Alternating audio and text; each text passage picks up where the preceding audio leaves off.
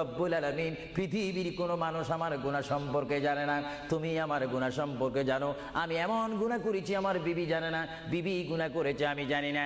আল্লাহ তুমি সব কিচ্ছু জানো, হে আমার প্রভু তুমি আমাকে মাফ করে দাও। আমার আল্লাহ বলে, তারপরও যদি তোমাদেরকে আমি মাফ না করি, তারপরও বান্দা তোমরা আমার রহমতের দরজা থেকে ফিরে যাইও না। আমি তোমাদেরকে হুকুম দিচ্ছি, ওয়ালাউ আন্নাহুম ইয যালামু আনফুসাহুম জাউকা, বান্দারে যদি গুনাহ করে ফেলো আমার রহমত থেকে মুখ ফিরে তুমি চলে যাইও না। বান্দা, আকাশ পরিমাণ যদি গুনাহ করো, পাতাল পরিমাণ যদি গুনাহ করো, সাগরের পানি পরিমাণ যদি গুনাহ করো, পাহাড় তুলনায় যদি তুমি গুনাহ করো, আমার দরবার থেকে তুমি নিরাশ হইও না।